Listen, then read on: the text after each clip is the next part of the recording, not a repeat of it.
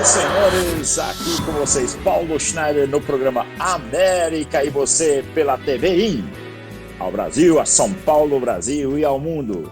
Sempre trazendo inovações, trazendo informações para você, a audiência do nosso programa, e espero que você nos siga sempre e espalhe essa informação para o investidor ou empreendedor do Brasil afora que quer diversificar um pouco o seu patrimônio, principalmente para esse grande país dos Estados Unidos.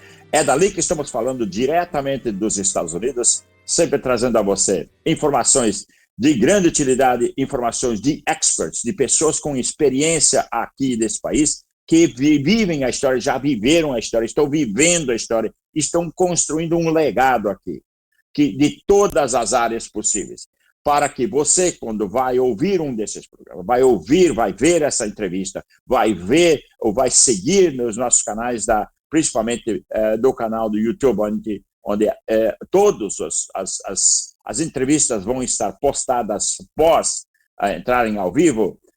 Você pode seguir, pode buscar orientações através desses profissionais. O nosso objetivo é realmente trazer coisas palpáveis, coisas que são realmente informações que você pode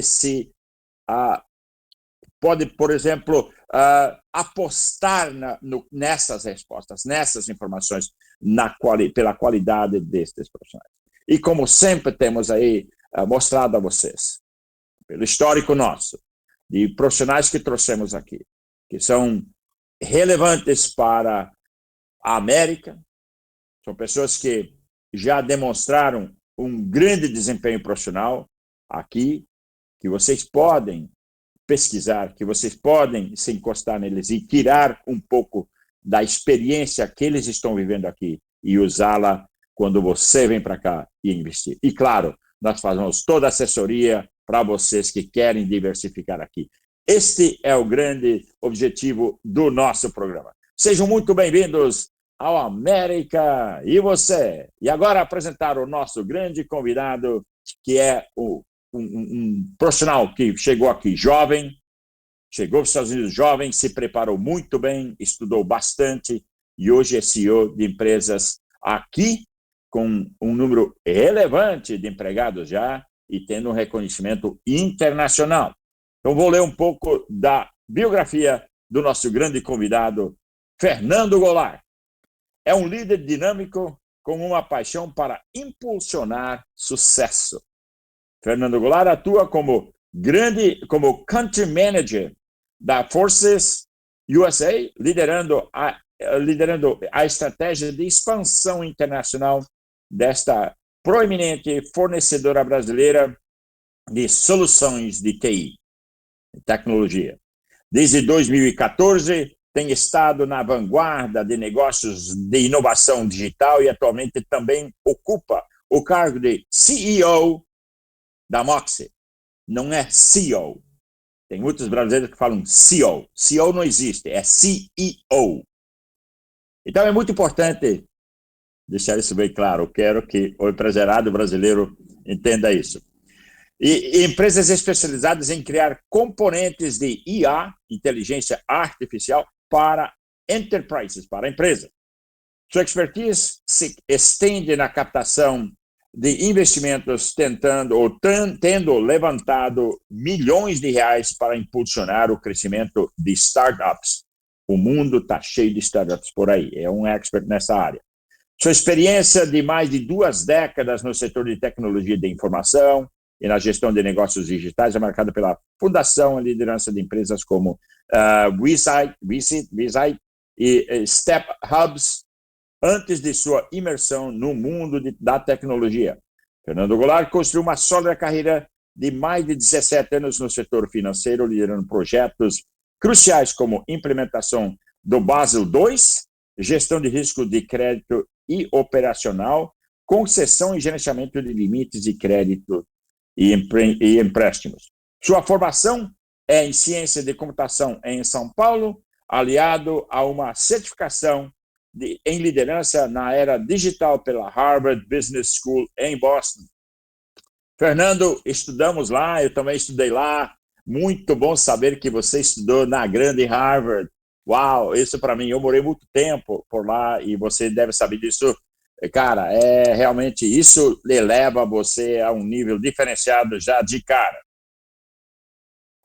E, logicamente, sua mudança para os Estados Unidos foi em 2014, onde interagiu com os ecossistemas de inovação mais relevantes do mundo, forneceu a base para suas estratégias de liderança em empresas de tecnologia, na sua função como CEO de duas organizações de alto desempenho. Goulart tem como missão apoiar e capacitar diariamente empresas e indivíduos a diferenciarem e superarem as estatísticas. Fernando Goulart, seja bem-vindo ao América e Você. Muito obrigado, Paulo. Obrigado pela introdução. Acho que nem eu conseguiria falar tão bem assim de mim. É um prazer enorme poder falar contigo aqui, compartilhar um pouco da história do que a gente vem construindo aqui nos Estados Unidos. Obviamente, essa história começou no Brasil, mas eu já estou aqui nos Estados Unidos há mais de 10 anos e é um país que realmente te dá ferramentas para impulsionar. Basta você focar as suas energias no lugar correto. É verdade, é verdade. Eu sempre venho falando que uma das grandes fortunas, uma das grandes importâncias na vida, uma das coisas bases da vida para você ter sucesso é estar em áreas onde existe uma estabilidade econômica. Ah, não só como país, né, mas como empresa. Se você for procurar um trabalho, busque um trabalho em uma empresa sólida, que tem uma história. Mas o que agrega e aquele icing on the cake é estar com uma empresa sólida ou construir algo sólido dentro de um país que tem uma economia estável, cara, uma economia sólida.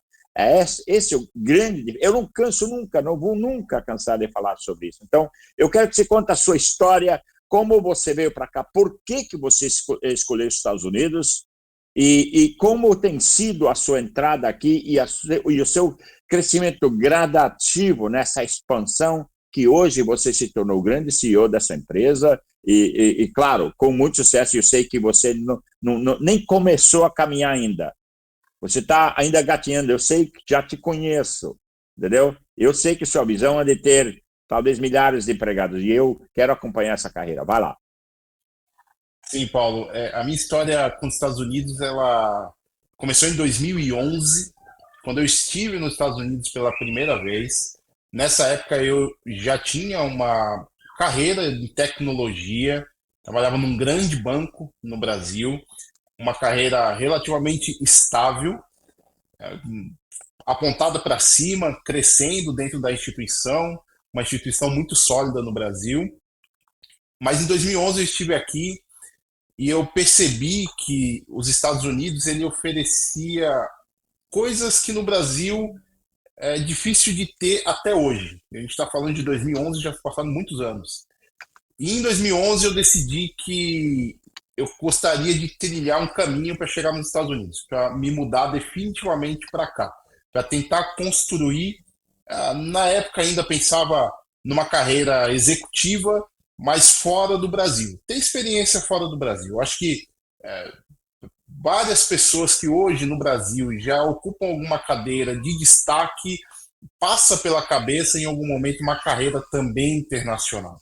Isso enriquece demais o intelecto, a capacidade da pessoa se conectar com uma cultura diferente, se conectar com um país diferente. E eu pensava em fazer isso, mesmo tendo uma carreira estável já no Brasil. Então eu precisava em algum momento decidir deixar essa carreira estável de lado e seguir para um caminho novo. Só que em 2013 eu fundei uma companhia, eu fundei a minha primeira startup. E é talvez a startup que eu gosto mais de falar, porque foi a que deu mais errado de todas. Eu comecei. É muito interessante isso, porque eu poderia tirar essa startup do meu portfólio, nem citar essa startup, que é a Vise. Eu comecei essa startup e eu digo que eu comecei naquele modelo Batman e Bruce Wayne. que é o modelo que durante o dia você é o Bruce Wayne, então terno, gravata, você está no escritório, você estava numa instituição financeira com várias responsabilidades, projetos enormes, e à noite eu chegava em casa, tomava um banho, colocava a Ah, fantasia, colocava a capa do Batman e ia fazer um outro trabalho que era tentar construir um negócio para mim, algo que eu achava que era relevante, que era a Vivid. Fiz muitas coisas, trabalhei muitas madrugadas, desenvolvi muitas coisas eu mesmo, programando, fazendo coisas que hoje talvez sejam muito mais fáceis com uma inteligência artificial, mas naquela época não era tanto. E comecei a criar a Visit. Só que ela deu completamente errado. Ela não funcionou basicamente nada do que a gente pensou, por falta de experiência, por falta de conhecimento, por falta de dinheiro, por N situações. Só que a Visit fez eu me conectar com um mundo que para mim era muito novo, que era o mundo de empreendedores. Eu era um funcionário de um banco com uma carreira bem sucedida, mas eu estava tentando pensar fora dessa caixa. Eu queria criar algo para mim, algo que eu achava que era relevante. Isso me fez conectar com pessoas que pensavam de uma forma, e eu digo, muito mais avançada do que a minha, que conseguiam ter visões que para mim eram muito míopes ainda naquela época, e, e principalmente me trazer a realidade de que é possível, com a conexão correta e no lugar correto, fazer coisas que talvez a gente não consegue imaginar. E a Visit me trouxe essa bagagem. E na época que eu estava fazendo a Visit, yeah. eu percebi que não ia dar certo, mas eu continuei tentando porque eu estava aprendendo muita coisa. E eu recebi um convite para fundar uma outra startup, que foi a Social Comics.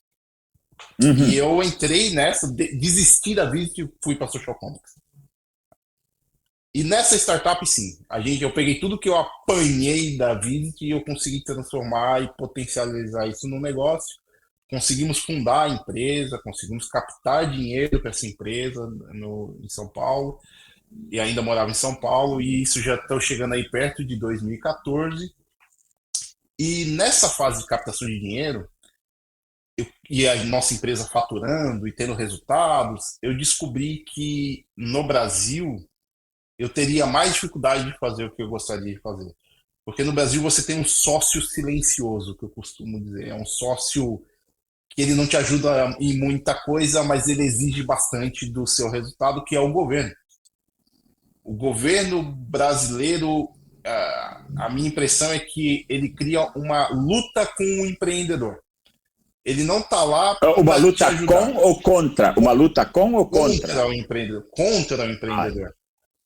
Ele está lá para, na teoria, para impulsionar negócios, mas ele te cobra um preço muito alto.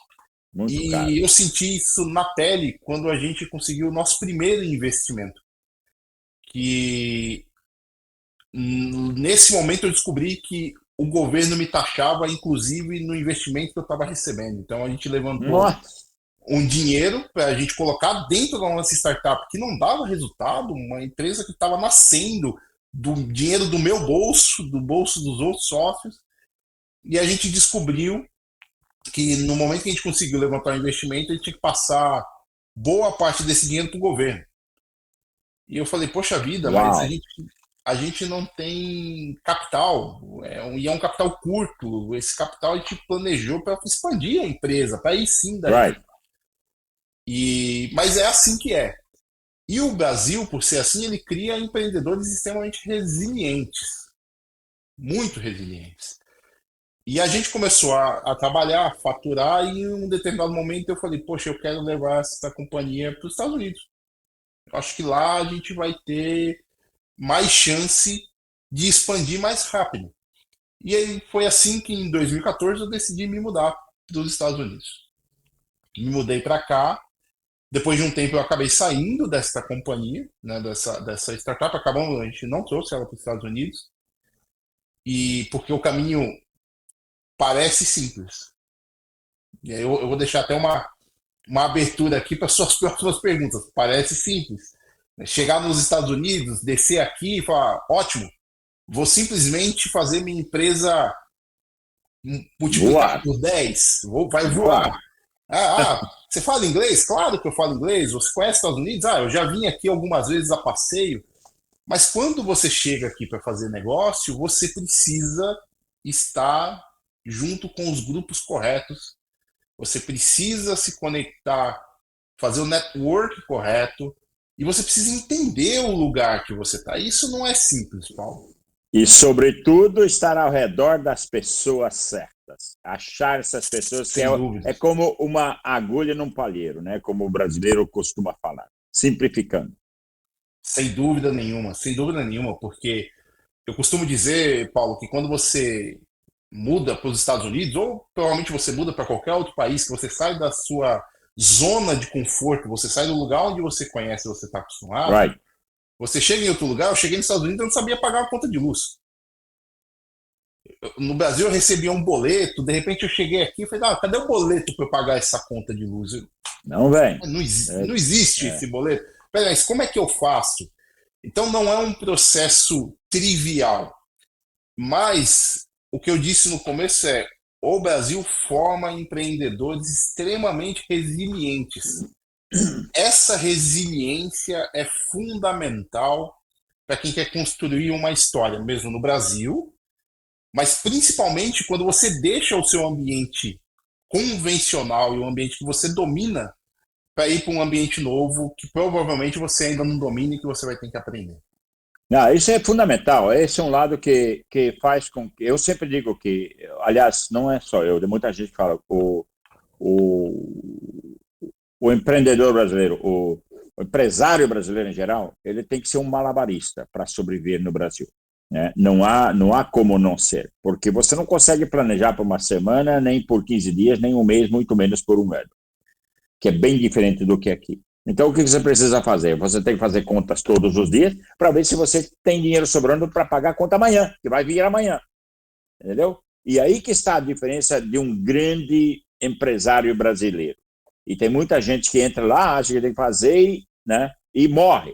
Mas, como você falou, o governo não ajuda, não apoia o desenvolvimento do empresário brasileiro no Brasil. E quem quer sobreviver lá tem que realmente se virar de ponta cabeça para sobreviver. Tem que dar pulo por todos os lados. Aí, claro, cria essa resiliência. Aí você veio para cá. Você veio para cá, se criou essa visit e você fala que foi que você cometeu grandes erros ali, mas aprendeu com isso também, não é? Então, o que aconteceu nesse processo que você, se você puder dar uma resumida ali, os erros mais cruciais que você hoje pode citar com essa facilidade que temos aqui dentro do país Estados Unidos, que quando o investidor chega para cá, você não vai entrar no lado de tecnologia, mas o caminho é muito similar, porque uma empresa é uma empresa, o produto que é a diferença. Então, na sua visão, o que você diria para o empresário que chega hoje para os Estados Unidos? O que você fez para melhorar? Então, dá um conselho aí para o nosso ouvinte, para o nosso seguidor, para a nossa audiência. Paulo, a primeira coisa é você conhecer o seu próprio ambiente. Você precisa, de fato, ao fundar um negócio ou ao internacionalizar um negócio, você pode ter um negócio já bem funcional no Brasil e, de repente, você quer instalar esse negócio em um outro país. Nesse processo de internacionalização ou num processo de abertura de um novo negócio, você precisa buscar conhecimento.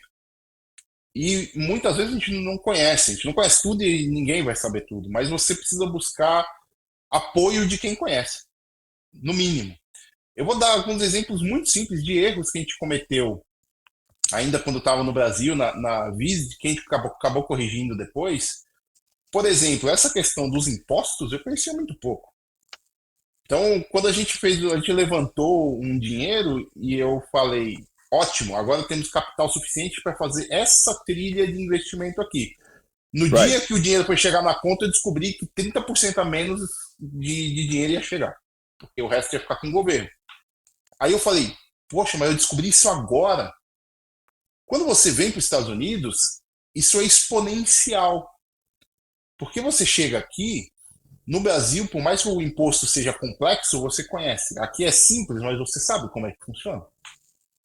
Você sabe que aqui nos Estados Unidos, o governo ele te cobra em cima do lucro e não em cima das suas receitas, os impostos. Então você tem ali uma elasticidade com o dinheiro muito maior para você continuar reinvestindo na companhia. Enquanto você estiver tendo prejuízo, o governo está te dando crédito fiscal. É o contrário. O governo está falando assim, olha, eu estou vendo que você está investindo, que você quer crescer. Então, enquanto você não tiver receita positiva, eu te dou um crédito para quando você começar a ter receita positiva. Aí Mas esse é o você ponto que eu precisa... quero tocar. Desculpe, mas é um ponto que eu quero tocar, que se voltou ali quando você levanta fundos, por exemplo, você levantou fundos para a startup do Brasil, o governo te cobrou imposto lá. Você aqui viu isso? Não. Aqui é muito Então, diferente. então. Aqui existe uma simplicidade no processo de investimento em startups. Existem alguns conceitos como SAFE, por exemplo, que grandes investidores de startups já desenvolveram modelos de contratos muito formais aqui nos Estados Unidos. É muito mais simples que no Brasil o processo. E o dinheiro, quando ele chega, é um dinheiro de investimento real. O dinheiro ele é real, ele chega para te capacitar, porque existe, obviamente, aqui nos Estados Unidos somos um país que certamente tem a maior quantidade de empreendedores no mundo. Para você ter uma ideia, são criadas nos Estados Unidos quase 600 mil novas startups todos os anos. Todos os anos. Todos os anos nasce. 90% dessas startups morrem. Claro, Mas mas aí segue, por favor. Termina aí. 90% dessas startups morrem, mas tem 10% que vai prosperar. E o governo ele entende que esses 10% eles vão impulsionar a economia. Isso é fundamental para um ecossistema em evolução. Pois é, aí que está o grande, o grande ponto, a grande jogada de um governo que tem estabilidade econômica, que busca te dar apoio para você, como empresário, prosperar. E todas essas startups, elas levantam fundos para alavancar. E nenhuma delas paga imposto sobre esse fundo. Entendeu? O investidor que depois dessas 90% que morrem, perde seu capital, porque ele assina um contrato, um compromisso profissional, dizendo, você está investindo em algo que não é garantido. Todo mundo sabe disso, isso é claro. E aí, claro, você tem uma perda de capital ali, você pode fazer o que se chama de write-off do seu imposto de renda no final. Quando você perde dinheiro no investimento, você pode fazer isso como um write-off. Isso é outra... Olha, é interessante, né? O governo americano te dá a condição de que se você investe num capital e perde ele, você tem como fazer um write-off, uma dedução de perda de capital do seu imposto de renda. Mas quando você recebe uma entrada de capital para investir, injetar na sua empresa, você não paga imposto sobre esse dinheiro que você recebe, porque ele não é dinheiro seu. Ele foi investido na empresa para capitalizar. Olha a grande diferença. Fernando, isso é essa a diferença de um país capitalista, que te dá todo o apoio para você crescer. E assim ele fala para você, depois a gente vê sobre o imposto. Essa é mais ou menos a margem que você vai pagar de acordo com o seu lucro.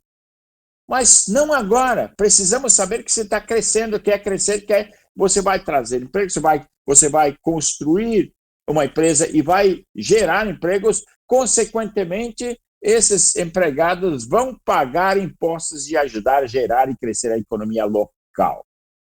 Esta é a visão do governo, de um governo que é democrático, um governo que está aqui para crescer. Faz a diferença entre um país de capital aberto, que cresce, que tem estabilidade econômica, versus o contrário. Sim. E eu costumo dizer, Paulo, obviamente o Brasil é um país muito fértil. Sem para dúvida. desenvolver novos negócios, né? Sem dúvida. A gente vê grandes negócios nascendo no Brasil. A gente tem o próprio Nubank, que hoje é a maior startup financeira do planeta. A gente tem negócios nascendo no Brasil, a gente tem vários bons empresários no Brasil. O Brasil, ele dá uma condição diferente. A condição do Brasil é um país onde você tem mais espaço para você criar mais, porque aqui nos Estados Unidos, como é um país que te impulsiona, né, nessas questões regulatórias, principalmente fiscais, obviamente é um país, eu costumo dizer isso, Paulo, é difícil ganhar dinheiro nos Estados Unidos. Claro que é. É muito difícil, porque existe uma certa ilusão também de achar que você vai chegar nos Estados Unidos, é um país que a economia é pujante, mas o dinheiro ele é disputado palmo a palmo. Então, também você chegar aqui, você precisa de fato se preparar para um mercado muito mais competitivo do que o que a gente está acostumado no Brasil.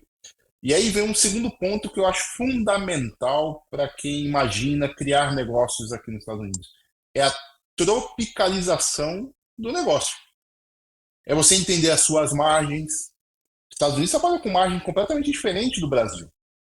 Tem muito empresário que vem do Brasil para cá e imagina, olha, as minhas margens no Brasil eu trabalho com um markup de 110%. Aí ele chega aqui nos Estados Unidos e fala, poxa, mas o markup aqui dos Estados Unidos é de 25%. É muito pouco 25%.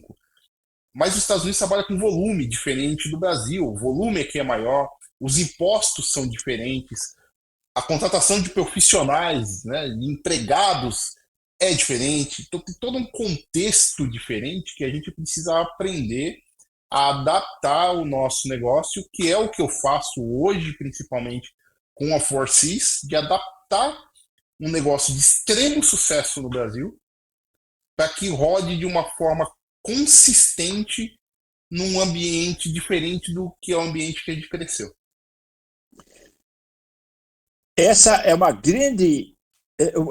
É uma coisa muito, muito, muito interessante. Nós vamos falar muito sobre isso e no segmento próximo aqui. Por quê? Porque é um dos grandes fatores. O pessoal vem para cá e acha que vai poder aplicar a mesma margem que eles aplicam no Brasil. E você tocou num ponto fundamental, que você tem aqui grandes concorrentes. Não é só você entrando. É porque o mundo está vindo para cá. Mas nós vamos entrar num rápido comercial aqui do América e você. Já retornamos com esta linha de pensamento, Fernando, e vamos falar muito mais sobre markups, sobre competição de mercado mundial aqui nos Estados Unidos, onde está a grande diferença entre o valor, o percentual que você ganha aqui versus o Brasil. Já regressamos. Não tire o foco da telinha. Oi, eu vim falar especialmente com você e para você. Como está a saúde interior do seu negócio? Está faltando um ziriguidum para tudo ficar melhor? É semeando conexões que as novas oportunidades surgem e também geram-se boas histórias e rendimentos. Mas para se conquistar o sucesso, é preciso ter calibre para enfrentar os desafios e realizar um bom negócio. Ter verdadeira propriedade naquilo que se fala e informa Brasil para gerar autoridade e ganhar seguidores. Não é sempre que se mete o louco. Temos que observar o meio ambiente, com responsabilidade e planejamento para que o check-in seja efetivo por todos os cantos do Brasil. Brilhar a sua marca, sua empresa, seu negócio aproxima a América e você, porque atualmente o público está dropizando na TV. Você não quer ficar apenas provocando, deseja efetividade para ficar meta show. Afinal, entre elas, tudo é possível para se alavancar as vendas, gerar resultado e criar uma trajetória digna do CineDoc. Até mesmo se você pensar na TV infantil, tem um universo de possibilidades. Então, O que você está esperando para melhorar a sua visibilidade neste Brasilzão sem fronteiras? Venha juntar-se à TVIM. Acelera comigo!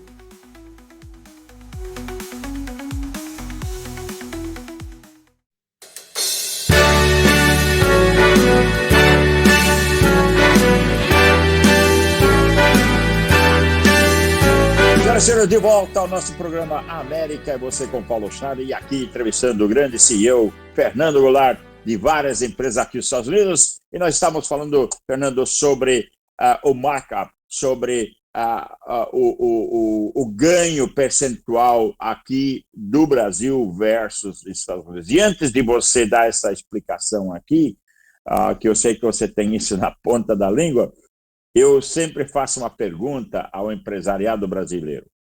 A razão pela qual no Brasil você tem mais chances de ganhar esse dinheiro é porque a concorrência internacional é muito menor no Brasil do que ela é aqui. Eu costumo dizer, quantos idiomas a gente fala no Brasil?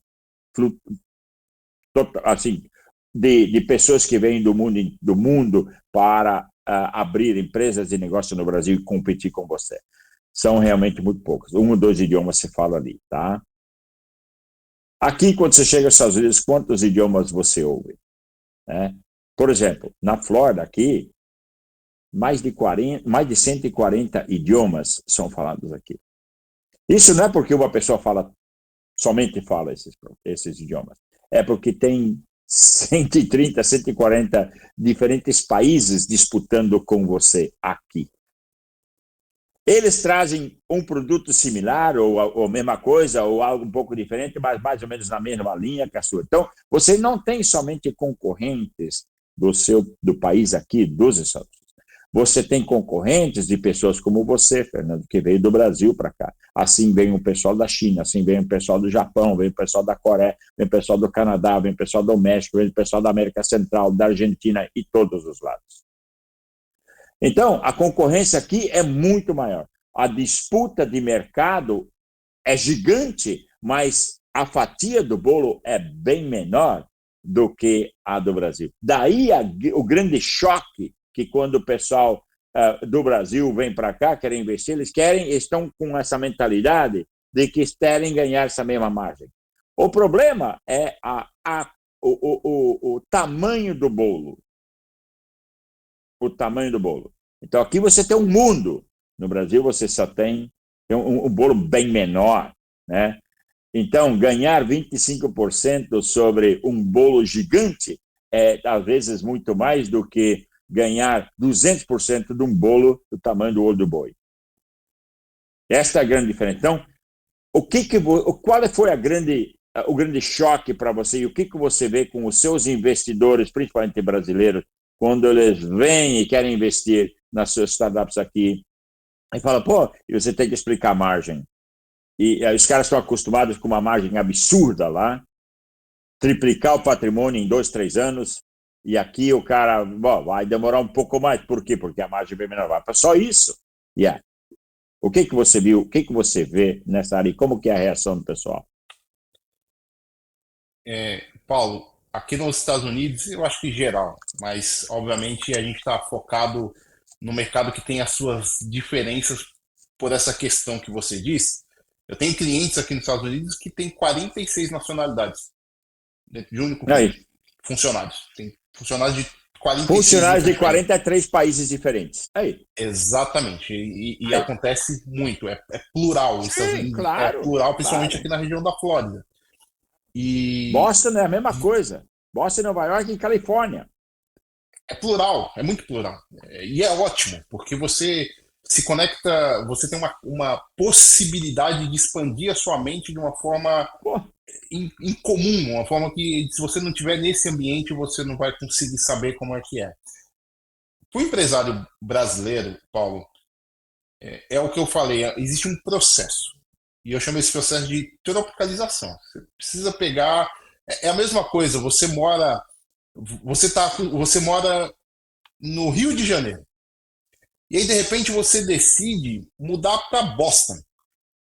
Você fala assim, cara, muito legal, mas se você não entender que Boston faz menos 20 graus, em determinada época do ano, você não vai resistir.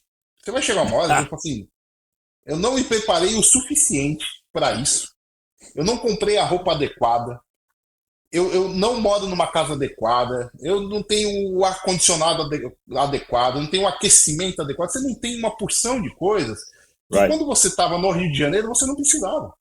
Right, exato. E de repente você vai precisar. Se você não passar por esse processo, você não vai conseguir fazer. E a companhia Adaptação, né? é uma adaptação. Então, ou você vai se adaptar, ou você vai voltar. É exatamente isso. Ou você se ajusta, ou você desiste e volta. Ou morre. Exatamente. Porque você vai chegar aqui e você vai precisar entender que a cultura é diferente. Você vai precisar entender que ou o seu negócio faz algo especial, algo diferente, que ninguém faz, e aí o seu preço ele se calcula em cima do resultado e não em cima da concorrência, mas isso é um tipo de negócio muito complexo de se ter. Você ser disruptivo é algo que é difícil e requer muito investimento. Ou você tem um tipo de negócio que é lucrativo, que é positivo, que gera valor para o seu cliente, mas é o que você falou, você vai chegar nos Estados Unidos, você vai ter vários outros concorrentes. Então você vai precisar no mínimo, estar parecido com eles na questão de preço, Right. só que principalmente você vai precisar moldar o seu negócio para atender um cliente específico, uma área específica, de uma forma melhor do que os seus concorrentes. O meu exemplo, Paulo, quando a gente começou a fazer a expansão internacional da Four Seas aqui nos Estados Unidos, a Four Seas é uma empresa muito grande no Brasil, tem 4.000 funcionários, é uma empresa que tem músculo. Quando a gente chegou aqui nos Estados Unidos, vamos definir um plano estratégico do que a gente vai fazer.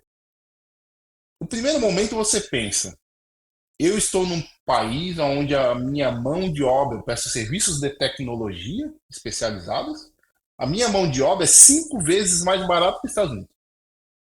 Qual o primeiro pensamento que vai vir na sua cabeça? Você é mais barato. Eu vou prestar o mesmo serviço que os meus concorrentes, só que com custo menor. A resposta do mercado para esse tipo de ação é assim, não vou nem te atender.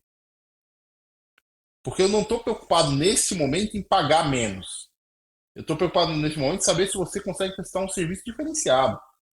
Se você tem algo melhor para me oferecer do que esse outro cara que está aqui. Porque preço por preço, eu vou na Índia.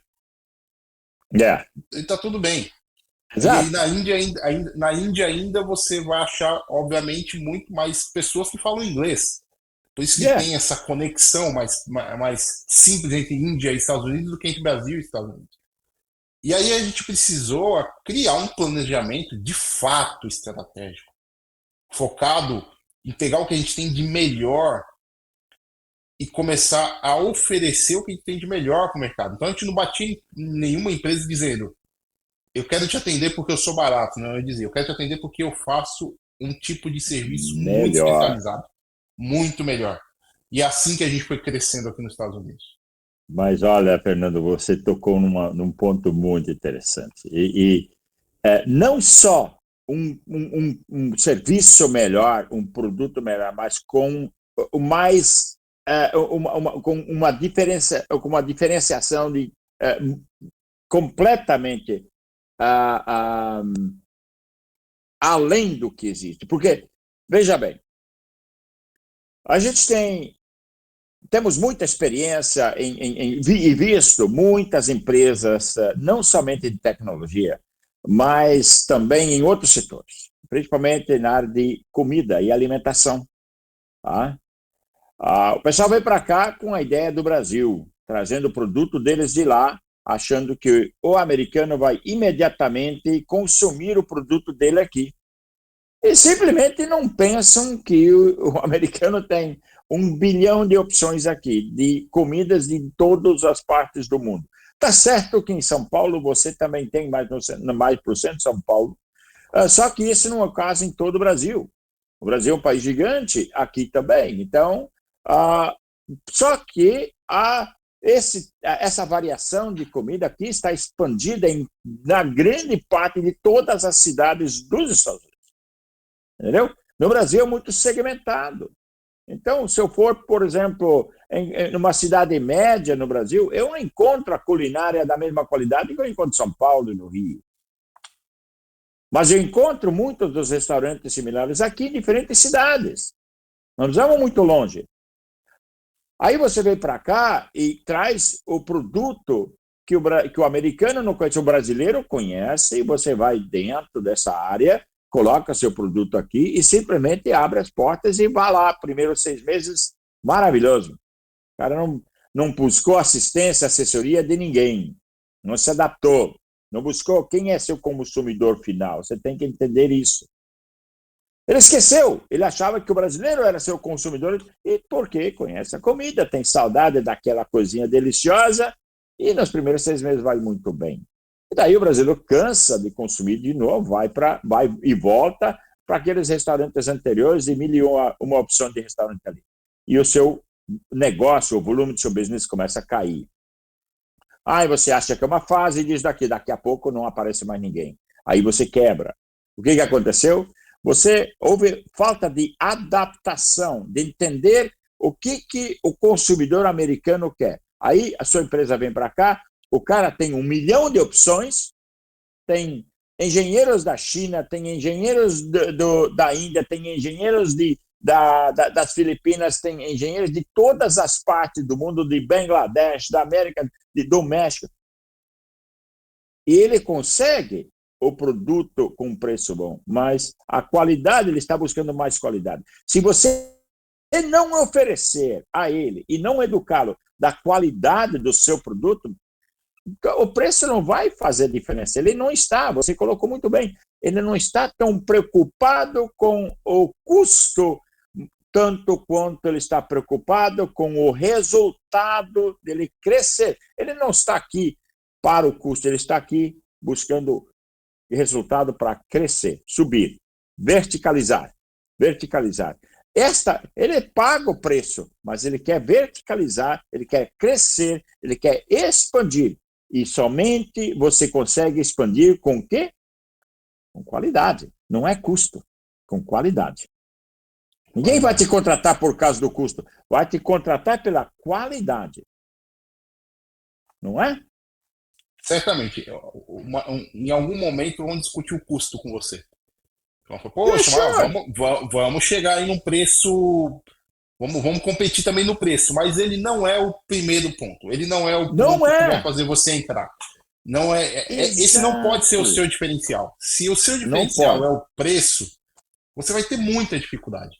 Muita dificuldade. Não, eu posso dizer para você não vai sobreviver. Vamos falar preto e branco aqui. Você não vai sobreviver na América se o seu diferencial é o preço. Não vai, esquece de vir. Não investe o seu capital aqui. Nós temos aqui uma empresa que chama-se Global Access Partners, que é uma empresa de consultoria internacional, tipo um concierge services. Temos profissionais, 6 profissionais em cada área. A gente dá essa consultoria. Se você quer vir por causa do preço, não vem. Não perde seu dinheiro. Mas alguém falou que eu posso. Então você vai com esse grupo. Eu te garanto, cara. Em 6 meses, 1 ano, 2 anos, você está fora. Você vai perder. A América não é isso. A América, sim, é um país que oferece a oportunidade para você crescer e oferecer um diferenciador. Eu lembro muito bem, em 1990, de 89 para 90, 91, 92, 93, quando a China estava entrando nos Estados Unidos. A gente estava tentando abrir aqui um negócio do Brasil, mas enfrentamos a China. E a China veio com produtos de qualidade extremamente inferior, Fernando. Extremamente inferior. É assim, uma camisa dessas aqui, que eu estou vestindo, uma camisa que você está vestindo, quando você colocava na máquina de lavar, ela encolhia e parecia, quando eu terminava de lavar, se olhava assim, cadê minha camisa? Ela saía num massinho assim, todo enrolado, parecia um papel molhado. Já pegou a folha de papel e molhou ela, como ela fica? É assim que ficava a camisa da Índia, da China, quando exportavam inicialmente para os Estados Unidos. Qualidade zero, preço mais barato ainda. né? Você comprava 10 camisas por $1, um exemplo em comparação a uma camisa de qualidade. Você comprava 10 por uma. Quando em crise, o pessoal ia para esse caminho. Só que o governo americano acordou e falou, peraí, o que vocês estão vendendo para nós? Meu amigo, isso não é um produto que nós queremos. Nós não queremos um produto que se desmancha no dia seguinte. Não é isso que nós queremos. Se você não trouxer um produto de melhor qualidade, não precisa vir para cá. Essa foi a mensagem da América para a China. Foi daí que a qualidade começou a melhorar. Mas no começo, era basicamente você olhava para o produto e ele desmanchava. Era a coisa mais pobre que existia do mundo. Literalmente era wear it once. Esse era a frase rotulada para o produto chinês na época. Wear it once, ou seja, você veste uma vez só. A hora que você colocar ela na máquina de lavar, ela desaparece. Você pode jogar a camisa fora. Não vira, ela desmancha. E desmanchava de fato. Então, o governo americano foi lá, né? Me traz qualidade. Senão, você não precisa entrar aqui. A gente não vai comprar esse produto seu aqui. E a China fez o quê? Melhorou a qualidade. E aí foi expandido. E é o que está acontecendo hoje. Você compra uns produtos de muita qualidade. Mas o que houve? A exigência de mercado é essa. Se você não se adapta ao mercado, você vai morrer. Exato. Você precisa ter, e aí de novo a gente volta, a adaptabilidade. Né? A adaptabilidade. O processo de internacionalização ele requer algumas disciplinas que são fundamentais. A primeira disciplina é paciência. Você está explorando um mercado novo, não adianta você tentar correr demais, porque você vai precisar ter um tempo de maturação do seu negócio para que você consiga, de fato, aí pensar em escalar. Você precisa respeitar as fases de um negócio. Então, você precisa entender que você ainda está num processo de entendimento do mercado, depois você vai estar num processo onde você está começando a fortalecer suas bases, então fortalecimento de base, depois vem um processo onde você consegue iniciar uma escala do seu negócio, e aí sim você foca no crescimento. Mas se você não respeitar o processo de base do seu negócio, de fortalecimento, conhecimento, entendimento do mercado, foco, entender onde está o seu cliente, você também vai ter dificuldade. Me procuraram um dia, fizeram uma pergunta muito simples para mim. É difícil internacionalizar uma companhia? Eu falei, olha, é tão complexo que quando você chega aqui nos Estados Unidos, você não sabe escrever um post no LinkedIn da sua empresa. Aí fala, não, como assim? Mas eu escrevo em inglês. Eu falo, não, mas não é isso. Você se comunicar não é você escrever. Você se comunicar com o seu cliente, você precisa entender qual é a linguagem, você precisa entender como é que ele fala, como é que ele se comporta. E não é escrevendo um inglês traduzido por alguma ferramenta, ou até mesmo uma inteligência artificial hoje, que você vai de fato alcançar. Você precisa entender exatamente esse mercado. Então, isso está dentro de um processo de base, um processo de estabelecer o seu negócio no local. Depois você vai pensar nos próximos passos. Se você iniciar um negócio aqui, Paulo, pensando nos bilhões, que é uma coisa muito comum de startup, por exemplo. Claro, você vai conversar com um cara que está fazendo startup, aí eu falo, me mostra o seu business plan. Aí ele coloca assim, nos primeiros 5 anos eu vou estar faturando 6 bilhões de dólares. Aí eu respondo, cara, então você é um fenômeno. Então, talvez o maior fenômeno da Terra, provavelmente. Acho que você vai ser algo que vai se comparar às principais empresas com maior crescimento da história. Yeah. Porque a gente vislumbra isso, mas a gente precisa planejar e não só vislumbrar, não só desejar. Você tocou num assunto que esse ponto aí de entender o seu cliente é uma questão cultural. Tá? É uma questão, você tem que entender a cultura do cliente, a origem dele, o que ele gosta, o que ele não gosta, como é que ele anda, por onde que ele caminha e tudo isso. Então, você tem que entender, para você conseguir fazer aquele cliente, aquela pessoa se tornar um cliente, você tem que entender como chegar nele. Isso é a questão cultural. Quando, logo no início da minha chegada aos Estados Unidos, eu queria muito me integrar na sociedade americana, mas eu não sabia como. Eu precisava estudar o caminho e tudo mais de um dia, até que um dia um cara me falou assim, Paulo, aí eu perguntei para ele, como é que eu faço para me integrar com mais velocidade na cultura americana? Ele falou, é simples. Um americano falou isso para mim.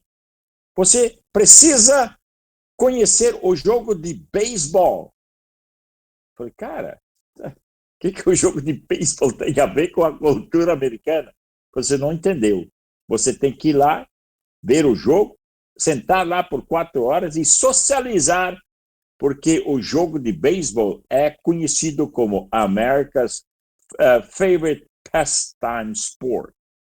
Ou seja, o esporte favorito do passatempo do americano. E não só o indivíduo, mas como família. Como família. Então, quando você vai no jogo, você senta ao redor de muita gente que estão lá para conversar, bater um papo nessas 4 horas de jogo. E lá que você começa a entender as pessoas. E olha, funcionou para mim, porque eu quis muito sempre me infiltrar no sistema naquela época, bem mais cedo do processo, entendeu? Eu tinha muita pressa. E foi isso que eu fiz. Foi lá que eu comecei a entender, onde eu naveguei por túnel da cultura americana. E aí eu comecei a entender como é que o americano funciona. E é a mais pura das verdades. Mas tem outro detalhe. Tem outro ponto, que é você precisa se preparar para isso e buscar ensinamentos, buscar experiência. Aí você foi buscar sua certificação em liderança na era digital pela Harvard.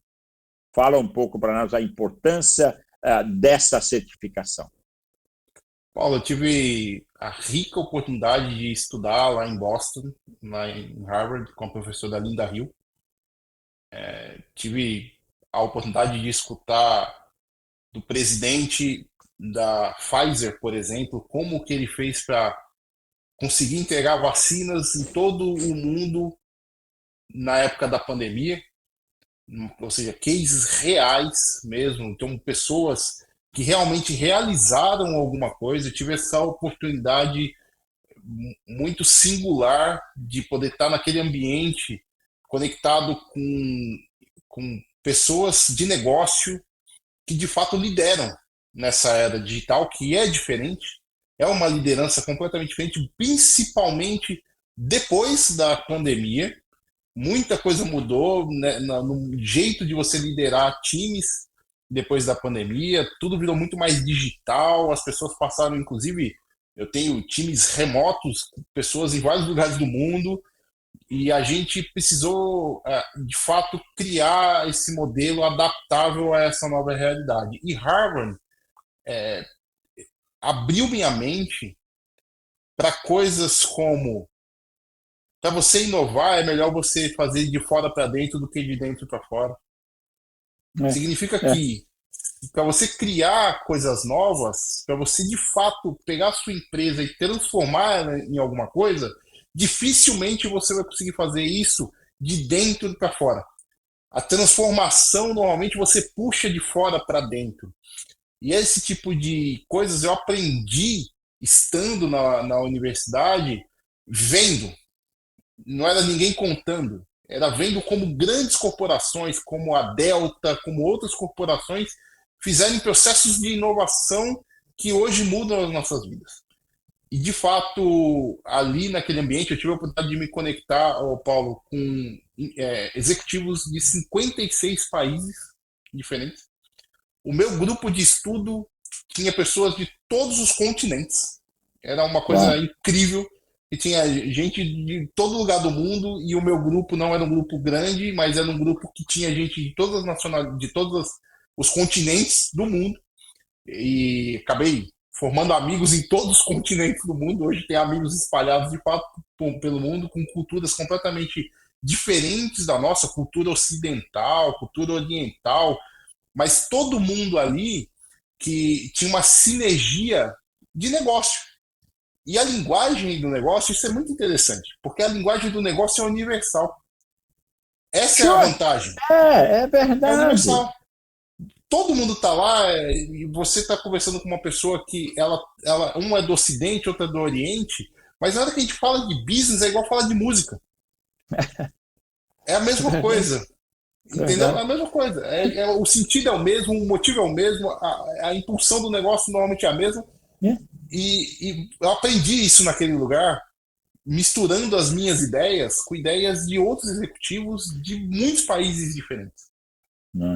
Olha, isso, logicamente, fez você pensar de uma forma completamente diferente, abriu a sua cabeça, não é? E você foi atrás de muito mais coisas, logicamente. E hoje, olhando para o futuro, quais são alguns dos principais objetivos para a Foresight e também a Foresight USA e também para a Mox? O que você planeja para frente aí? A gente está numa era muito diferente, né, Paulo? Nós somos uma empresa de tecnologia. Nós somos uma empresa de soluções em tecnologias. O nosso objetivo é melhorar a vida das pessoas. É assim, para mim, toda pessoa que trabalha com tecnologia, o objetivo é melhore a vida das pessoas. Eu crio coisas para que a vida de alguém seja melhor, seja mais simples, mais fácil.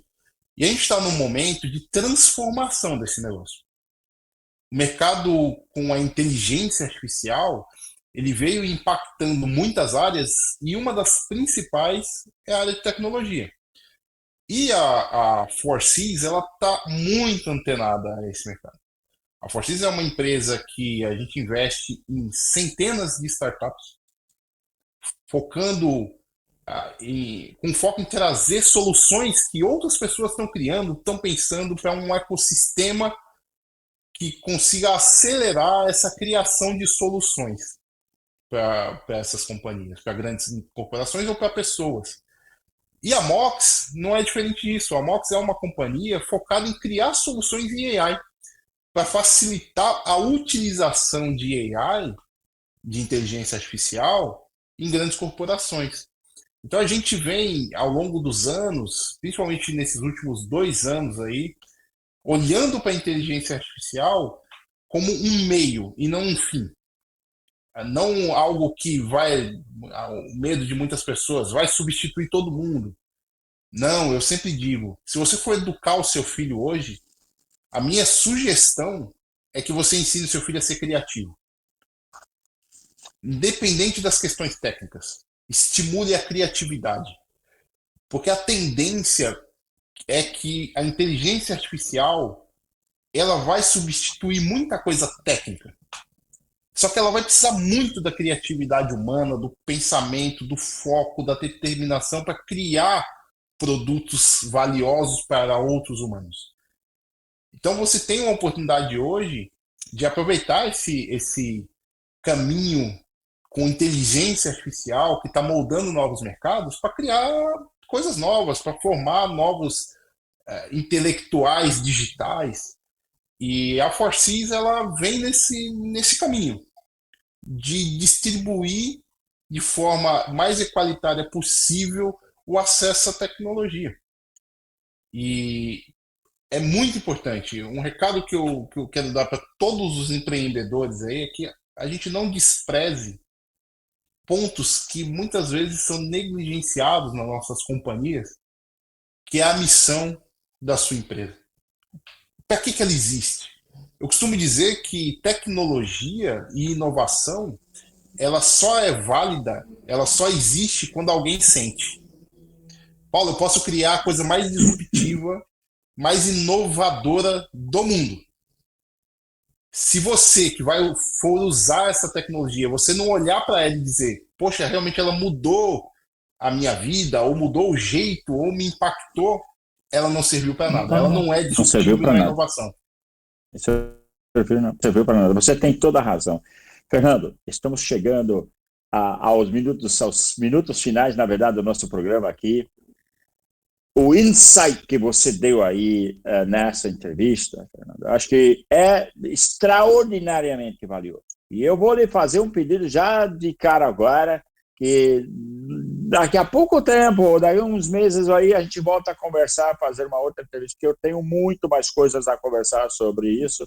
Eu te falei que nós conversamos que o tempo é curto, eu sei da sua capacidade, eu sei que você pode trazer muito mais para a nossa audiência, e a lição empresarial que você deu hoje é fantástica. Então, fica aqui para você dar os seus, um resumo, as suas considerações finais para a nossa audiência, Fernando.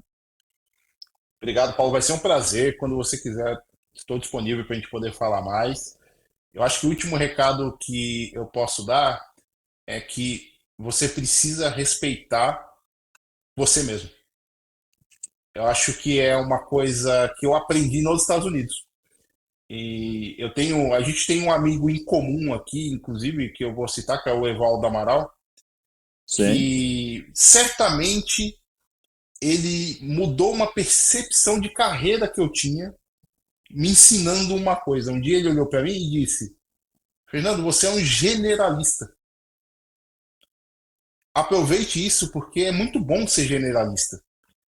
E eu enxergava a questão de ser um generalista, eu tenho muitos amigos especialistas, eu enxergava isso como uma coisa ruim. E um dia o Evaldo me disse isso e ele começou a me ensinar, que ele inclusive era um generalista, e ele começou a me ensinar que você precisa respeitar o que você é. Não adianta, você é um generalista, fique um bom generalista. Não pensa, não, agora eu vou ser um especialista em determinado assunto. Agregue o valor do que você é naquilo que você quer fazer.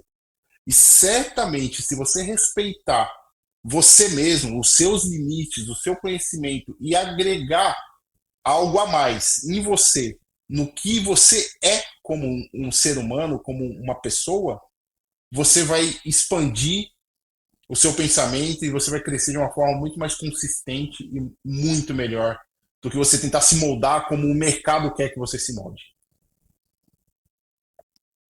Fernando, muito obrigado por essa enorme entrevista, pelo prazer de estar aqui, de aceitar o nosso convite mais uma vez, e essas pérolas de insight que você deu aí à nossa audiência, para mim também.